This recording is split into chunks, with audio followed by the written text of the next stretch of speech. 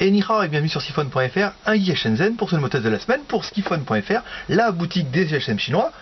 Pour ce nouveau test, alors cette semaine on va tester votre nouveau meilleur téléphone préféré du monde merveilleux des GSM chinois qui se prénomme pour nous le A9102 ou une espèce d'évolution du A9100.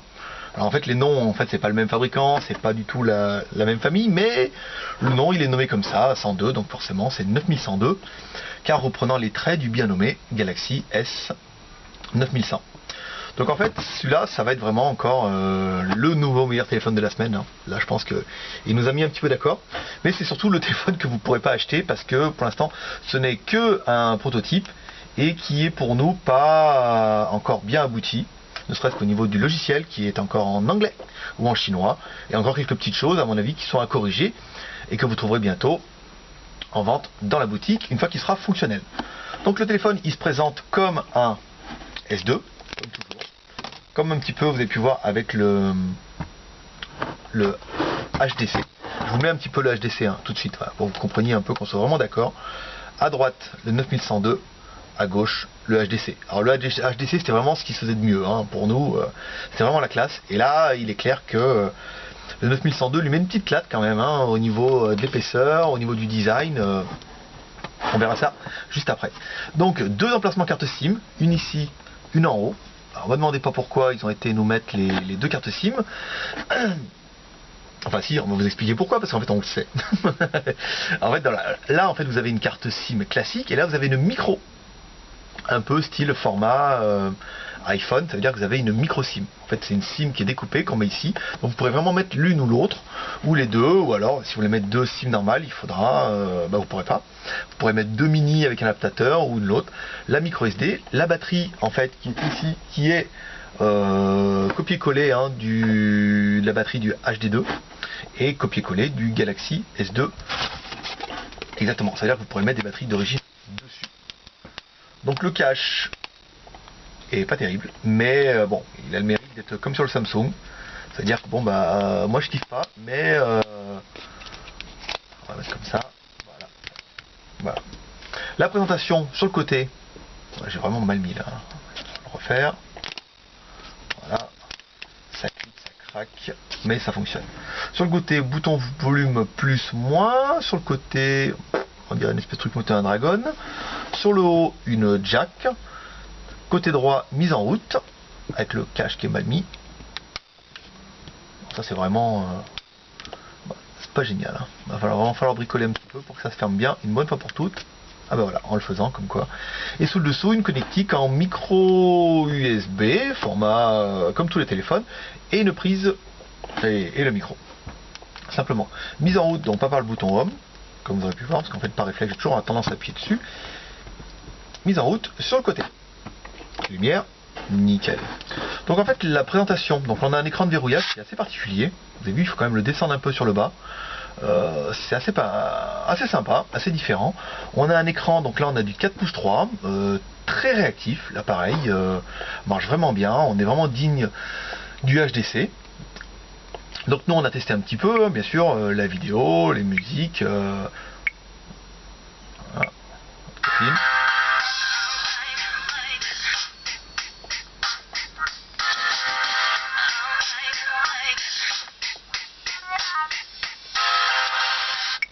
Les photos, les vidéos, je vous les abrège.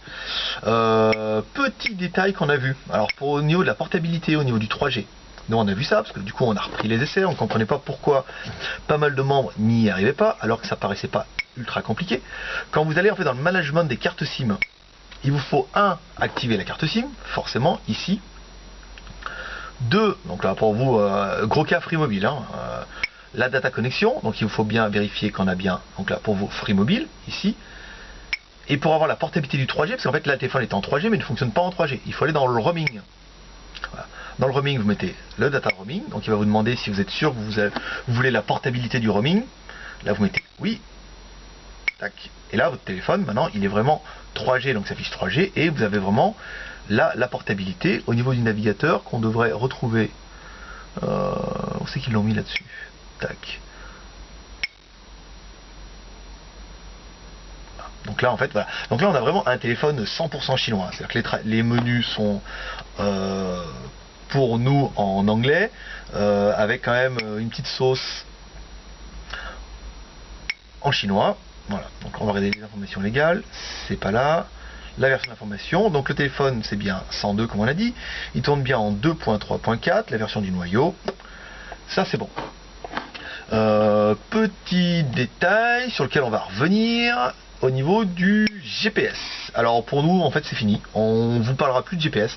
On avait été assez prudent avec l'histoire de la 3G et peut-être pas assez au niveau du GPS. Bon alors maintenant en fait chez nous, qu'il l'ait ou qu'il l'ait pas, on vous dira qu'il n'a que le AGPS. S'il a le GPS, ça sera la surprise, la bonne, c'est merveilleux. S'il en a pas, comme ça évitera qu'on a des mails un petit peu, des fois, peut-être un petit peu agressifs. Donc, c'est pas de notre faute si des fois le GPS marche pas ou s'il n'est pas donné comme il voudrait. Donc pour nous, en fait, maintenant, on va directement vous parler de AGPS. Pour moi, le AGPS fonctionne très bien. On a testé encore avec le 8 Stark Midi, on a quand même une détection qui est quand même assez diabolique, à 2 mètres près, on sait où on est. Le AGPS forcément nécessite une connexion 3G, donc on n'a plus de problème maintenant avec les nouveaux processeurs MTK 6573 où on a la 3G.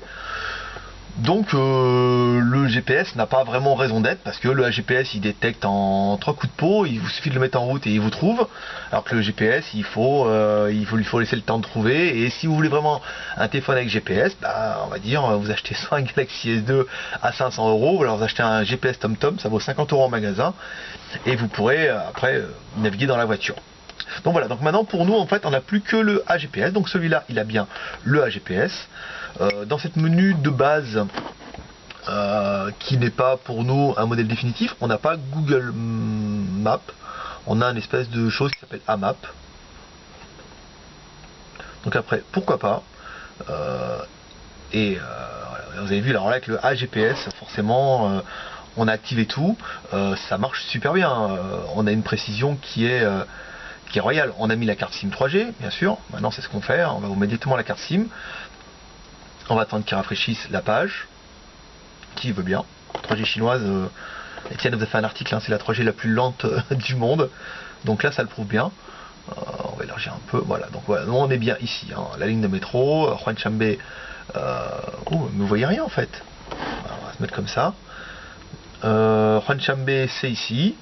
Donc on est bien au bon endroit. Mais la mise à jour, en fait, je sais pas ce que c'est que ce système de carte, mais c'est pas génial. Pourquoi vous voyez rien? C'est con ça. Voilà, ça c'est vrai, comme ça c'est bon, avec un bon petit zoom. Donc voilà, nous on habite bien ici, donc c'est bon. Donc le AGPS fonctionne. Ce qu'on va aller voir directement dans les paramètres. Tac, tac. La location. Donc voilà, donc il a bien l'utilisation des accès de GPS, bah en théorie il les cherche apparemment, donc mais bon voilà, le AGPS c'est sûr, on active ça, on active le AGPS, le Wi-Fi doit être un petit peu en route aussi, voilà, et on a une triangulation qui est tout à fait correcte, qui marche plutôt bien. Au niveau de la bête, l'appareil photo. Alors l'appareil photo c'est quand même plutôt pas mal. On mettra une petite vidéo après qu'on a fait, mais c'était pour rigoler, c'était le matin, j'étais fatigué. Donc la vidéo, on a testé, on a fait des vidéos en 720p quand même, 720 par 480. Il filme super bien. Là il n'y a pas à tortiller pour faire ce qu'on fait. L'appareil photo 5 millions de pixels c'est testé aussi, on est en 2560 par 1920. C'est quand même plutôt pas mal. La version Android 2.3.4, bien. La vidéo, bah oui, pour vous donner la qualité, vous allez la voir maintenant, ça dure 30 secondes, mais c'est la petite mise en route avec mon accent du matin. Voilà, donc 5, 4, 3, 2, 1, vidéo. Ciao et bienvenue sur Geek Shenzhen pour ce nouveau test de la résolution. Yeah, it's me. Voilà, donc là, c'est bon, maintenant vous avez vu la vidéo, donc on peut reprendre un peu. J'espère que vous avez ri, parce que nous on s'est bien marré.